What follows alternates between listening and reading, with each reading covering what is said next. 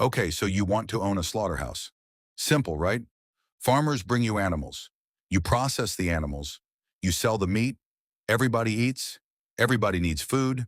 And since people aren't exactly planning to stop eating anytime soon, this has to be one of the safest businesses you could possibly own. Well, not exactly. In the United States alone, animal slaughtering and processing is a massive industry worth hundreds of billions of dollars. That is a lot of money. But here's where it gets interesting.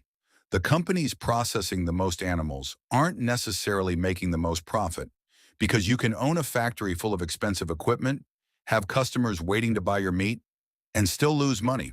Why? Because the animal you need to make the product can become too expensive, or there simply aren't enough animals coming through your doors. And that's the slaughterhouse business. You are not simply selling meat, you are buying a live animal, racing to turn it into dozens of sellable products, and hoping that everything coming out of that animal is worth more than everything you spent getting it there.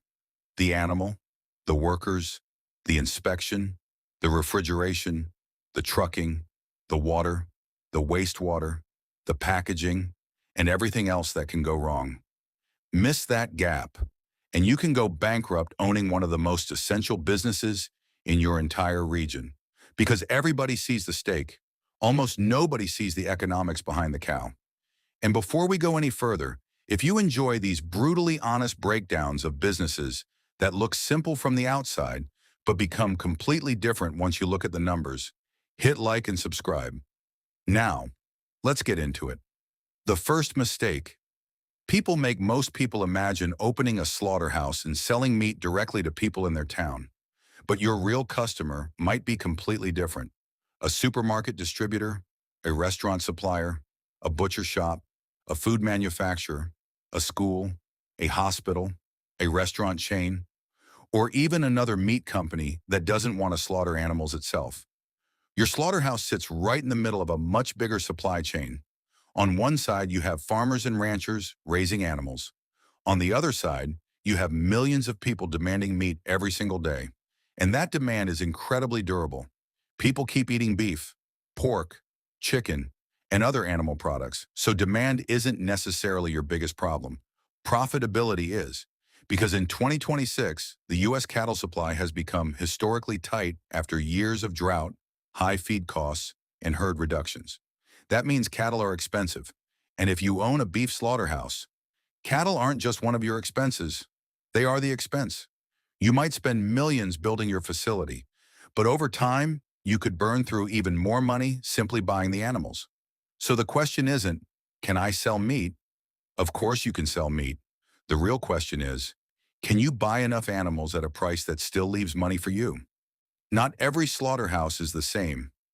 At the small end, you have local custom processors. Farmers or customers bring in an animal. You process it, then charge for slaughter, cutting, packaging, storage, smoking, sausage making, and other services. The margins on individual jobs can look attractive, but there's a problem: capacity. A facility processing 10 animals a day isn't suddenly going to become a billion-dollar meat company. Your capacity is your ceiling. Then you move up to inspected facilities serving the wholesale market. Now you can access bigger customers, but your compliance burden increases. Food safety becomes more serious. Record keeping gets deeper, and one contamination problem can become extremely expensive. Then there are specialty processors: halal, kosher, organic, grass-fed, locally raised, premium meat. This is a different game. Instead of competing to sell the cheapest meat possible, you're selling a story, traceability, quality, a premium experience. You might make more money per pound, but your market is smaller and your costs can be higher. Then you have the regional commodity processors. This is where volume starts becoming everything. You don't win because you make a fortune on every pound. You win because you're moving an enormous amount of product. And finally, you have the giants. Companies like JBS, Tyson, Cargill, and National Beef. These companies have massive facilities, purchasing power, distribution networks, cold storage, logistics, and long-term relationships. You're probably not beating them by being bigger. You're not building the next Tyson in your backyard. That's fantasy. The smaller operator has to play a different game, the real business model. Here's the basic business. You buy an animal, you process it, and you try to sell as much of it as possible. The obvious products are easy: steaks, roasts, ground beef, pork chops, chicken. But a serious processor looks at the entire animal. Fat has value. Bones have value. Organs can have value. Hides can have value. Trim becomes ground product. Other materials can become byproducts. The goal is simple. How much money can I get out of what just walked through my door? And that brings us to one of the most important words in this entire business: throughput. How much can you process every day? Because your building doesn't care whether you process 20 animals today or 200. Your refrigeration system is still there. Your insurance is still there. Your management staff is still there. Your sanitation program is still there. A huge part of your costs stay fixed. Let's say you build a facility designed to process 20 cattle per day. You operate 250 days a year. At full capacity, that's 5,000 cattle annually. But what if you're only getting enough animals to process 12 per day? Now you're doing 3,000 animals. You're operating at just 60% capacity. Let's say your annual fixed overhead is $1.5 million. At 3,000 animals, that's $500 of fixed overhead per animal. But at 4,500 animals, that same overhead falls to roughly $333 per animal. Nothing magical happened. You didn't negotiate cheaper electricity. You didn't shrink the building. You simply pushed more animals through the same operation. And that's why a slaughterhouse running at 50% capacity can feel completely different from one running at 85%. One major supplier leaving can destroy your economics. Your revenue falls, your volume falls, but your building is still sitting there waiting for payments. Congratulations. You now own a wastewater business too. Location is another huge problem. You need animals nearby. You need roads. You need customers. You need water. And you need somewhere for the wastewater to go. And this is where people get surprised. Slaughterhouses use enormous amounts of water: cleaning, processing, sanitation, equipment washing, and that water becomes wastewater containing blood, fat, organic material, and other waste. So congratulations. You thought you were opening a meat business. Now you're also dealing with industrial wastewater. Depending on where you build, wastewater treatment and infrastructure can add hundreds of thousands or even millions to your project. Then there's zoning. Your neighbors may love eating steak. They may not love living next to a slaughterhouse. Odor, truck traffic, noise, animal transport, waste. All of this can create problems before you even open. You can own the land and still spend months or years trying to get approvals. Then comes inspection and food safety. If you're operating commercially, compliance isn't optional. You need sanitation systems, food safety plans, records, training, proper facility design, and ongoing compliance. Government programs may help smaller processors expand capacity, but here's the brutal truth. A grant can help you buy equipment. It cannot guarantee farmers will bring you animals. It cannot guarantee customers will buy your meat. And it definitely can't stop livestock prices from moving against you. So what does this actually cost? Let's build a hypothetical small regional slaughterhouse. You find a suitable site outside a medium-sized city. You need around 15,000 square feet, space for slaughter, processing, coolers, freezers, packaging, storage, sanitation, offices, employee facilities, animal handling. Now here's the problem. An old warehouse is not automatically a slaughterhouse. You may need specialized drainage, washable walls, refrigeration, water upgrades, electrical upgrades, wastewater systems, coolers, freezers, animal pens, loading areas. Let's imagine. Land and site preparation, $750,000. Building and renovation, $3 million. Refrigeration, $700,000. Slaughter and processing equipment, $1.2 million. Packaging equipment, $300,000. Wastewater systems, $800,000. Animal handling, $250,000. Electrical and plumbing, $500,000. Vehicles and refrigerated transport, $350,000. Permits, engineers, lawyers and consultants, $300,000. Working capital and insurance, $500,000. Suddenly, you're around $8.65 million, and we're still not finished, because startup cost isn't always what kills you. Working capital does. You buy livestock, you process it, you sell the meat. Sounds simple, except your supplier might want to be paid immediately. Your employees get paid every 2 weeks. Your electricity bill arrives. Your lender wants money, but your big customer, they might pay you in 30 days, 45 days, maybe longer, so you can actually be profitable on paper and still run out of cash. That's one of the darkest parts of this business. Your company can technically be making money while your bank account is slowly dying. You might need another $1 million or $2 million just to keep inventory, livestock purchases, payroll, and operations moving. Suddenly, your $8.65 million slaughterhouse becomes a $10 million plus project. The $12 million revenue trap. Now let's talk about the exciting part. Revenue. Suppose your facility processes 3,000 cattle annually, and you average $4,000 in product and processing revenue per animal. That's $12 million in annual revenue. Sounds incredible. You own a $12 million company. Except, revenue is not profit. Let's say the livestock costs $2,500 per animal. That's $7.5 million gone. You now have $4.5 million left.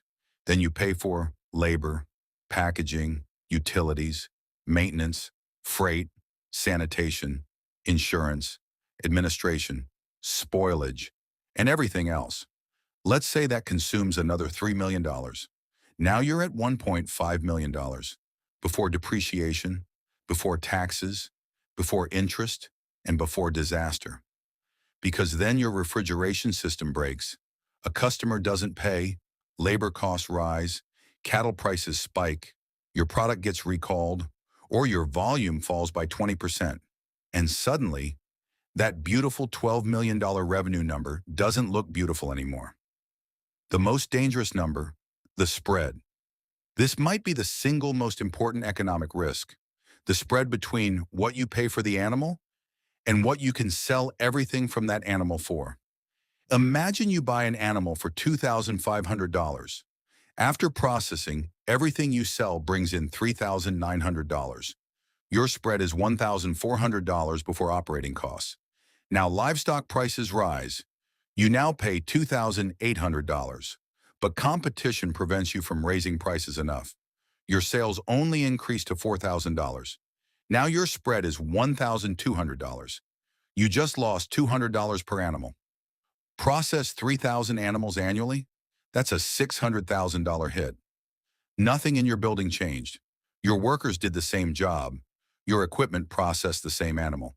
But your economics got worse because your input price moved faster than your selling price.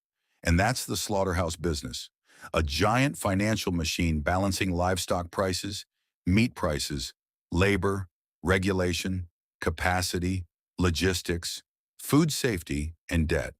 So how does a small player actually win? You don't beat the giants by pretending to be a giant. You beat them by doing what they don't want to do.